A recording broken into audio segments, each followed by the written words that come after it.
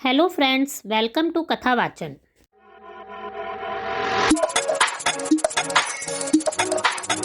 अगर आप बृहस्पतिवार का व्रत करना चाहते हैं, इस व्रत को आपको किस विधि से करना चाहिए, किस दिन से शुरू करना चाहिए और कितने बृहस्पतिवार के व्रत करने चाहिए, क्या खाना चाहिए क्या नहीं खाना चाहिए, ये सभी बातें हम आपको इस वीडियो में बताएंगे। अगर आपने अभी तक इस चैनल को सब्सक्राइब नहीं किया है तो प्लीज़ इस वीडियो को लाइक और चैनल को सब्सक्राइब करना ना भूलें। बृहस्पतिवार का दिन देवताओं के गुरु बृहस्पति को समर्पित होता है, इसीलिए इस दिन को बृहस्पतिवार या गुरुवार भी कहते हैं। इस दिन गरुड़ देव ने कठिन तपस्या करके भगवान विष्णु की शरण प्राप्त की थी, इसीलिए बृहस्पतिवार को भगवान विष्णु की पूजा का विशेष दिन माना जाता है। बृहस्पतिवार का व्रत करने और व्रत की कथा सुनने से आपकी सारी मनोकामनाएं पूरी होती है और इससे आपको धन और संपदा की प्राप्ति होती है। जिन लोगों के घरों में संतान नहीं है, उनको संतान की प्राप्ति भी होती है। इस व्रत को कुंवारी लड़कियों के लिए काफ़ी फलदायी माना जाता है। इस व्रत को करने से अगर आपके विवाह में, आपके घर में, आपकी बेटी के किसी के विवाह में कोई रुकावट आ रही हो तो वो भी दूर हो जाती है। गुरुवार का व्रत आप पौष के महीने को छोड़कर कभी भी शुरू कर सकते हैं। पौष का महीना हमारे अंग्रेजी कैलेंडर के अनुसार दिसंबर या जनवरी में आता है, तो इन महीनों को छोड़कर आप इस व्रत को किसी भी महीने के शुक्ल पक्ष के पहले गुरुवार से शुरू कर सकते हैं। अगर गुरुवार के दिन पुष्य नक्षत्र हो तो इस दिन व्रत शुरू करना और भी अच्छा होता है। गुरुवार के व्रत के कुछ नियम होते हैं, जैसे कि इस दिन केले की पूजा की जाती है। केले के पेड़ में भगवान विष्णु का वास भी माना जाता है, इसीलिए इस दिन केले का सेवन नहीं करना चाहिए। इस दिन आप अगर गुरुवार का व्रत कर रहे हैं तो आप किसी भी पीली वस्तु जैसे गुड़, पीला कपड़ा, चने की दाल, केले आदि भगवान को अर्पित करके गरीबों को दान में दें। इस दिन खिचड़ी और चावल को नहीं खाना चाहिए। वैसे तो इस दिन पीला भोजन करना बहुत लाभकारी होता है, लेकिन इस दिन काली दाल की खिचड़ी नहीं खानी चाहिए और ना ही चावल खाने चाहिए। इस दिन चावल खाने से धन की हानि होती है। बहुत से लोगों का यह भी प्रश्न होता है कि गुरुवार के व्रत में क्या खाएं, नमक खाएं या ना खाएं। तो हम आपको बताते हैं कि गुरुवार को विष्णु भगवान के व्रत में मुख्य रूप से चने की दाल से बने हुए आहार को ही आप अपने फलाहार के रूप में खाएं, जैसे कि चने के बेसन का चीला, बेसन की पूड़ी, बेसन की रोटी आदि बनाकर आप दही या किसी मीठी चीज़ के साथ खा सकते हैं। इस दिन भगवान विष्णु को प्रसन्न करने के लिए जो व्रत करते हैं वो केवल शाम के समय ही कुछ खाएं, लेकिन दिन के समय आप चाय, दूध, शरबत आदि ले सकते हैं और दिन में आप फल भी ले सकते हैं।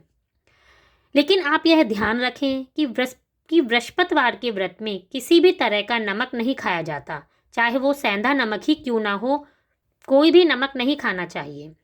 बृहस्पतिवार के व्रत को लगातार 7 या फिर 16 बृहस्पतिवार तक करना चाहिए और 17वें बृहस्पतिवार को व्रत और पूजा का विधि पूर्वक उद्यापन कर देना चाहिए। महिलाओं और लड़कियों के लिए यदि उनके पीरियड आ जाए, माहवारी आ जाए, तो उन्हें इस दिन गुरुवार का व्रत नहीं करना चाहिए। उन्हें एक गुरुवार आगे बढ़ाकर इस व्रत को कर लेना चाहिए।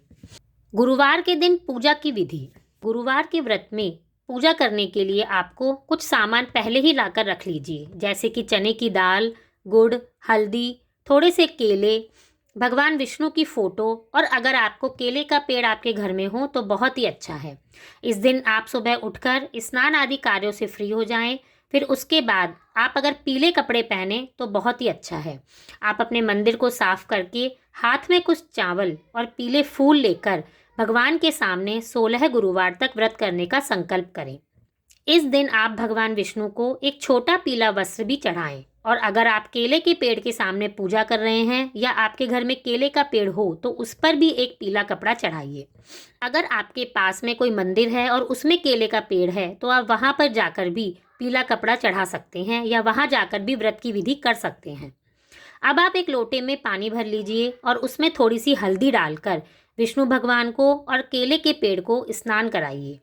अब उसी लोटे में गुड़ और चने की दाल डाल लीजिए और अगर आप केले के पेड़ की पूजा कर रहे हैं तो उस पर ही चढ़ा दीजिए। अब आप हल्दी चंदन से तिलक कीजिए और पीला चावल जरूर चढ़ाएं। अब भगवान के आगे एक घी का दीपक जलाएं और बृहस्पतिवार के व्रत की कथा को पढ़ें।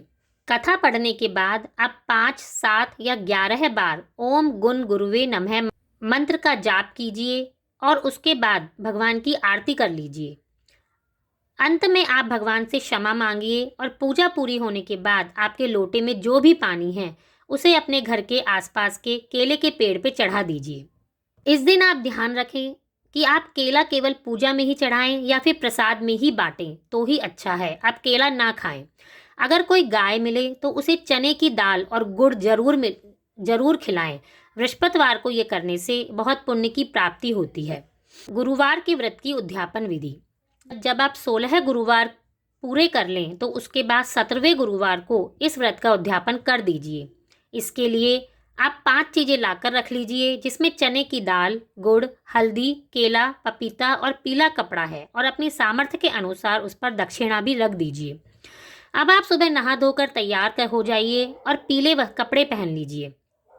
उसके बाद आप हमेशा की तरह गुरुवार के दिन जिस तरह पूजा करते आए हैं, भगवान की पूजा कीजिए और भगवान के सामने संकल्प लें कि मैंने आपके 16 व्रत पूरे कर लिए हैं, अब मैं आज आपका पूजन का उद्यापन करने जा रहा हूँ। इसके बाद ये सारा सामान आप भगवान को चढ़ाकर किसी एक ब्राह्मण को खाना खिलाएं, उसे ये सारा सामान देकर उसके ऊपर दक्षिणा भी दें। उसके बाद आप उसका आशीर्वाद लें। व्रत करने वाले दिन आप यह ध्यान रखें कि इस दिन आपको या आपके परिवार में कोई भी बाल ना कटवाए और ना ही दाढ़ी बनवाए। इस तरह से गुरुवार का व्रत पूरे श्रद्धा भाव से करने से आपके गुरु ग्रह का दोष भी खत्म होता है और गुरु की कृपा भी प्राप्त होती है।